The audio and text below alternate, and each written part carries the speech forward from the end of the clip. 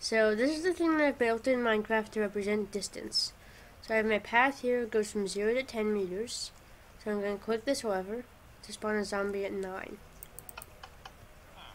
So the zombie's going to walk this way. 1, 2, 3, 4, 5, 6, 7.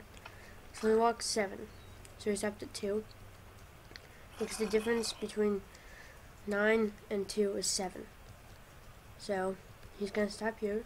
And he has these 7 blocks lit up in the back. So I'm going to kill him. And I'm going to come up to my other one.